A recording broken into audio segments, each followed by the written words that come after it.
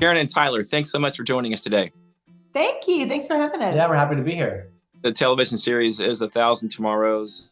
It's excellent. It's on Pure Flix. It stars Rose Reed and Colin Ford. Karen, you've written too many books to count. I'm sure somebody's counted them, but I haven't counted them.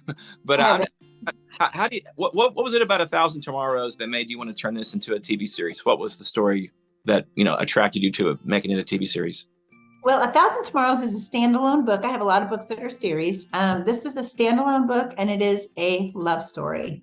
And as such, it's always stayed with me. It feels like I wrote it yesterday. It's about an angry bull rider and a sick barrel racer and the love that never should have happened between the two of them. Horses always help, a TV show. I know that was one thing that I caught. Tyler, what about you? I mean, what was it that you thought would make a good TV series? Yeah, I mean, I think that it's just such a live and active world, that whole world of rodeo. And then having someone mysterious like Allie, who sort of stays to herself, she keeps people at bay, and this angry, hardcore bull rider and Cody, there's such a dissonance between them. And they sort of like magnets bounce off each other, but then slowly something happens that brings them together. And it's just such an intriguing and beautiful love story. What are the challenges to turning a novel into a TV show or TV series? I'm sure one of them is you got to cut something out. I mean, everything cannot go in, right? Well, it's funny when Sony Affirm came to us and said we'd like A Thousand Tomorrows to be one of our original TV shows on PureFlix. I mean, it was their idea, and at first it was like, oh, it's like my shortest novel. I didn't really think of it as being a 6-part series, but the more we leaned into that. And Tyler could speak to this because he wrote the first drafts, but the rodeo is a world. Like, you really would be dipping the story to not show us what is it like in the chute with the bull riders and that kind of thing. What did you think? Yeah, I mean, I think on the contrary, with the series, we got to actually add some things that weren't in the book. We got to bring the world to life in different ways. And so I think the challenge of a movie, which we've done before adapting a movie, is you do have to cut stuff down to make it more clear for that 2-hour, film. But here we had almost 6 hours to tell the story. And I think it just came to life in new ways. We got to introduce new characters for Cody to interact with and got to talk more about his childhood. And so I think it added more value by having it be a series. Yeah, it really surprised us. But Tyler is such a good screenwriter. So when, they were like, hey, I love screenwriting, but I wasn't as confident that I could do the whole 6-part series. So when this kind of came up, I said the only way I could really say yes to it is if Tyler would agree to be the primary screenwriter on it, because he's so talented and he'll bring in funny things and quirky characters and he'll put it all together. He sees things so well when it's filmed. And so when he said yes, I think we were off to the rodeo, so to speak. Good one. So, both of you guys know that Christian books and Christian films, they have a lot of critics out there who say it's not as good as the rest of the world. It's either, sometimes they say it's too sanitized, that's one of the big criticisms, or it's just not good. What is necessary in your mind, both you, Karen and Tyler, what is necessary for a project, either a book or a movie? What is necessary for a Christian book or movie to be excellent? I mean, what is sometimes lacking? You don't have to name names or anything, but I'm just curious, what? Yeah.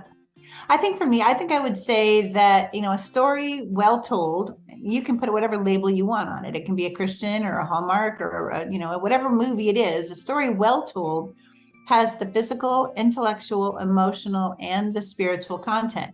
So I feel like a lot of people out there are afraid of the spiritual. They just cut it out, which makes to me a more shallow story, even if it's $100 million budget.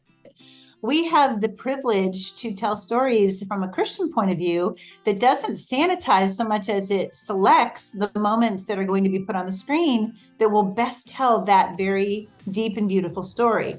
So, I mean, I have seen it done not so well, as I've seen that happen.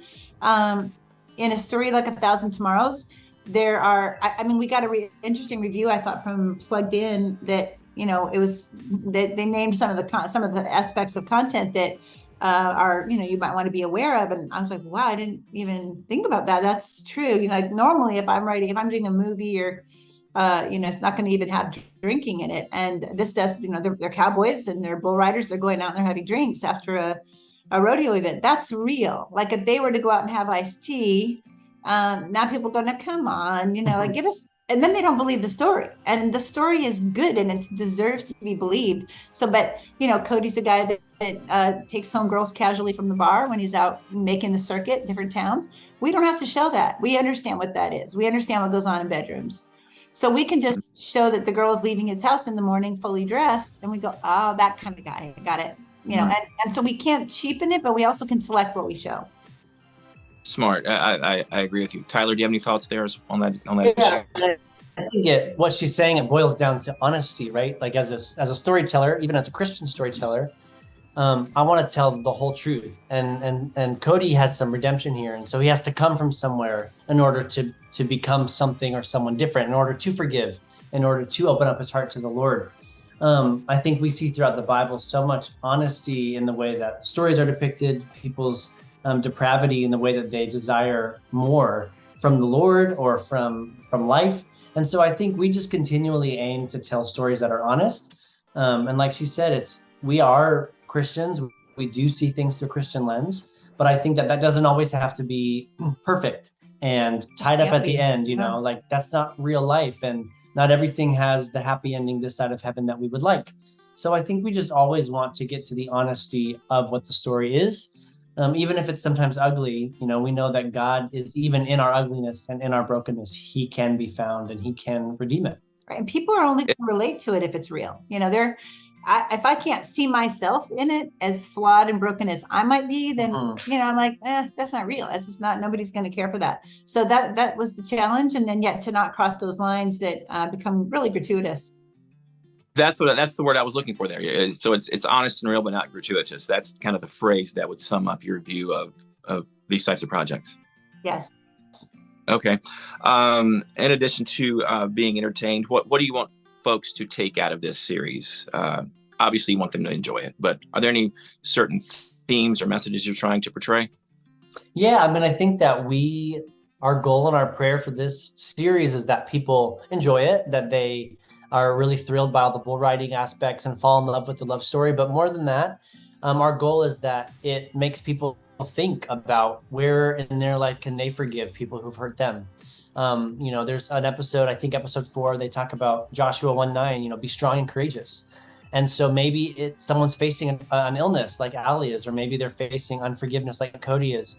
Whatever they're facing, where are they called to be strong and courageous? This is a show that you're going to enjoy it watching it by yourself, but I think you'll get more from it if you watch it with a group, watch it with your family, your roommates, your Bible study, and talk about it, because I think it's something that we can share with others and grow from. It's a medium that the great thing about film and TV is that it impacts you so deeply, and it's something that should be discussed and it should be shared. And even there's a awesome Bible study tie-in that Flix is doing with it that just enhances that viewing experience. Yeah, that's never happened before. So Flix decided that, let's lean into who we really are. And at the end of the day, if we have to be different from somebody else, like why would you watch Flix over Netflix? Well, the answer is let's bring community in. It's bingeable. You can wait, you can sign up for your free 7-day trial whenever you want, and you can binge it. That's fine. But it's also something we want you to consume deeply and share with others.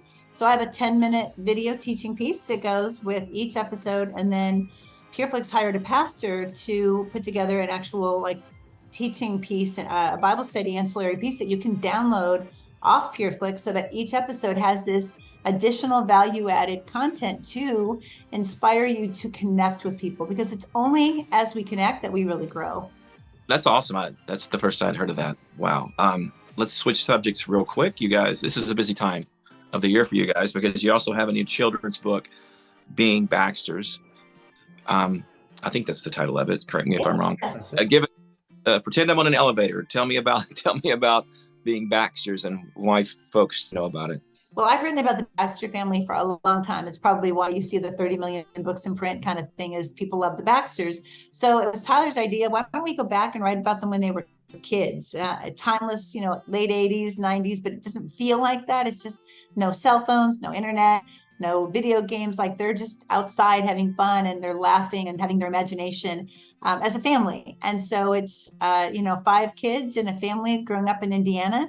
And we take them through a series of different adventures and lessons and funny moments and poignant moments. Being Baxters is number 5 in the collection. And they're really hitting a nerve with people. I think there's families that are saying, hey, we can sit around, turn the TV off even, and read this out loud together. And we can instill in our kids a new love for reading because they're fun, they're entertaining. Mm-hmm. Yeah, there's not many solid faith-based children's novel series out there. Right. Yeah. A lot of them are really, decades old. So Yeah. congratulations, guys, on putting that together. The book is Being Baxters. It's part of it's the 5th in a series, and the series, the television series, is 1,000 Tomorrows, and it's on Pure Flix. Yes. Karen and Tyler, thanks so much. Thank you, Michael. We appreciate you. Thank you. Yeah, it was great.